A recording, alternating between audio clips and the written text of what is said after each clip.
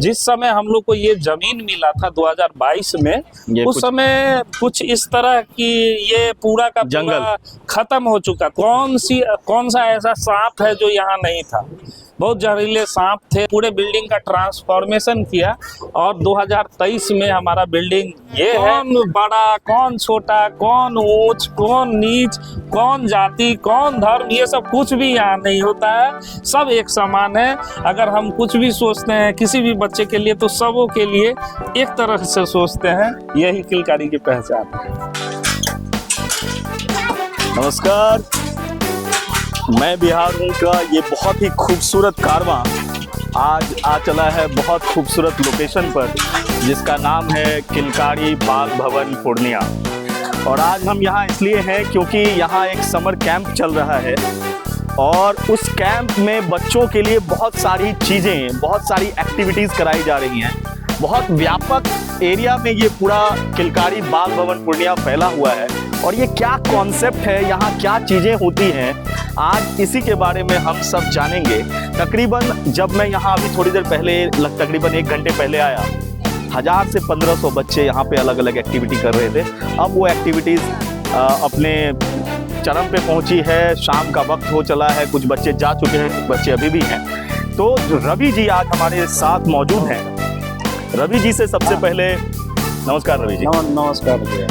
किलकारी बाल भवन पूर्णिया कॉन्सेप्ट बताइए क्या है सबसे पहले, फिर इन सब बात करते हैं। सबसे पहले तो मैं बिहार की पूरी टीम को का किलकारी बिहार बाल भवन में स्वागत है, अभिनंदन है। आप लोग आए, बहुत खुशी हुई। और ये हमारी बच्चों की एक छोटी सी दुनिया है, एक छोटी सी बगिया है, जिसको हम लोगों ने बड़े प्यार से बनाया है।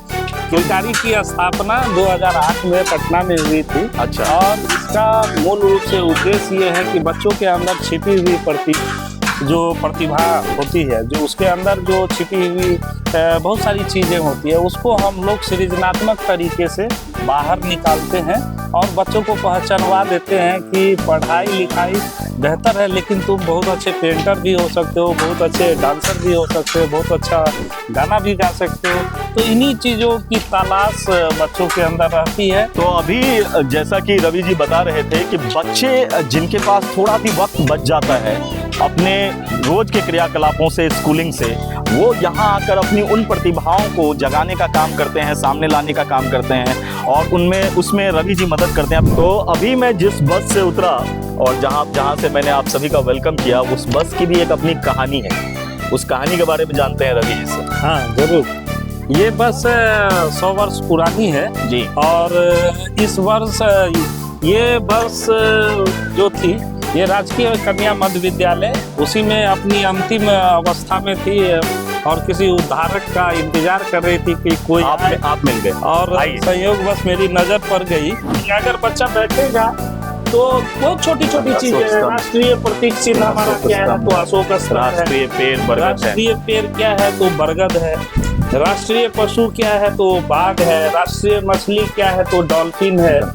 और यहाँ जो फ्रंट देख रहे हैं, ये इसमें मैंने विश्व के 7 अजूबे कौन से, तो उसको मैंने इंडिकेट किया है। चलिए, इस बस के बारे में पूरी व्यापक जानकारी और ऐसी कई चीजें हैं इस पूरे कैंपस में, अलग अलग चीजों के बारे में जानते हैं रवि। जैसे अगले पड़ाव पे चलते हैं रवि। तो दोस्तों, अभी जहां हम लोग पर चले हैं, जहां खड़े हैं रवि जी के साथ, वो किलकारी बाल भवन पूर्णिया का एक एडमिनिस्ट्रेटिव ब्लॉक है। और आज हम उस कहानी को अब यहाँ जानने का प्रयास करेंगे कि इन्होंने बताया कि 2008 से किलकारी बाल भवन कॉन्सेप्ट की शुरुआत हुई पटना में, लेकिन यहाँ पूर्णिया में इसकी शुरुआत कब और कैसे हुई और रवि जी ने क्या क्या किया है इस पूरे इलाके के लिए, उन्हीं के जुबानी जानते हैं। वैसे बता दूं कि बिहार के 9 कमिश्नरियों में अभी किलकारी है। तो पूर्णिया प्रमंडल का गठन 21 अक्टूबर 2021 को हुआ था। यहाँ के जिला पदाधिकारी ने पटना को ये दिया कि मैं क्योंकि कहीं भी बाल भवन खोलने के लिए 2 एकड़ जमीन की आवश्यकता होती है, तो यहाँ इच्छा जताई गई कि पूर्णिया में भी एक बाल भवन हो और उसकी कवायद शुरू हुई। और जिस समय हम लोग को ये जमीन मिला था 2022 में, उस समय कुछ इस तरह की ये पूरा का जंगल खत्म हो चुका था कि हम लोगों ने इस पूरे बिल्डिंग का ट्रांसफॉर्मेशन किया और 2023 में हमारा बिल्डिंग ये है। थैंक गॉड हमारे डायरेक्टर मैम ज्योति परिहार मैम का कि कुछ चीज़ें उन लोगों के द्वारा ये बिल्डिंग का रेनोवेशन ये सब करवा के मुझे मिला था। मैम ने बहुत मेहनत किया था इस जगह को ये करने में।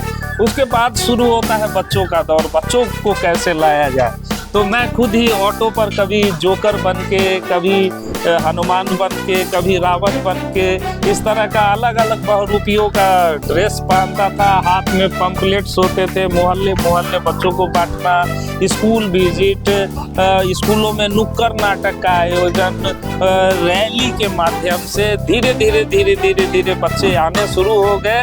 और आज हमारे पास 1400 बच्चे यहाँ पूरे पूर्णिया का बच्चे इनरोल हैं।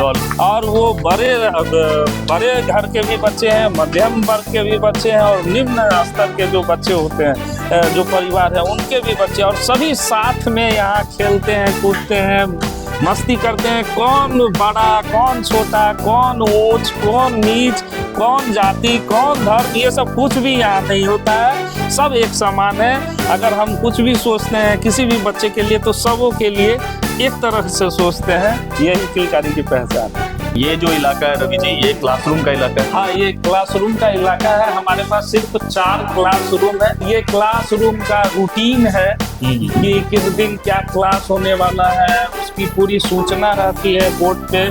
इस पूरी कार्य योजना, 1 महीने की पूरी कार्य योजना इस बोर्ड पे रहती है। तो बच्चे देखते हैं इससे कि कौन सा क्लास कब है, नहीं है, उसी हिसाब से बच्चे आते हैं और काम करते हैं। तो अभी हम लोग चलते चलते एक म्यूजिकल क्लासरूम में गए और उस म्यूजिक से होते हुए अब बाहर की तरफ आए हैं। और जैसे ही बाहर आए, शाम ढल चुकी है, थोड़ा अंधेरा अब होगा थोड़ी देर में, लेकिन जो प्राकृतिक छटा है अभी यहाँ पे आसपास, इसको आप कैसे इतनी तरह से अपने आप से कनेक्ट कर पाए? क्योंकि जंगल आपने दिखाया 2022 में, जहाँ कुछ नहीं था, बियाबान था, वहाँ आपने इस तरह से चीज़ों को निखारा है। वो कैसे किया है आपने?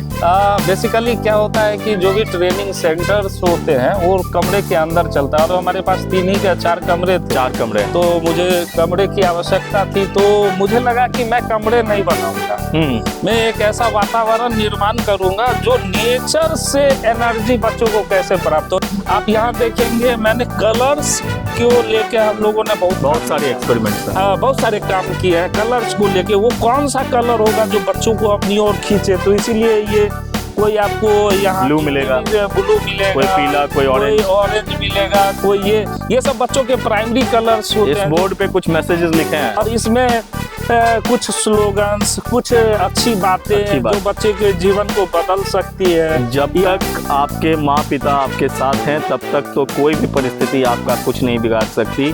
करो सबका सम्मान, बनो महान। और अभी तो सभी टीचर्स चले गए हैं। इतनी सारी चीज़ें, आम का पेड़ है, इसमें आम लग चुका है। जैसा ये कह रहे हैं आने वाले 5 वर्षों में वो बाकी सारे सीजनल फल्स भी बच्चे देख पाएंगे, खा पाएंगे। इस आम को तोड़ना नहीं है बच्चे को, वो इंतजार में रहते हैं। जब ये पकता है तो यहाँ बड़ी भीड़ रहती है। अच्छा। और जान के बैठता है क्लास करने के लिए कि आम जैसे ही गिरता है, एक आम पर 5 टूटते हैं। वो जो हमने और आपने बचपन जिया है वो आप आजकल के बच्चों को जिला रहे हैं। ये है, ये देखिए वो सारे पेड़ पौधे, ये क्लासरूम है तो कैसे नेचर के साथ कनेक्ट है। तो और पूरा ओपन है, फुलवारी है यहाँ बच्चा।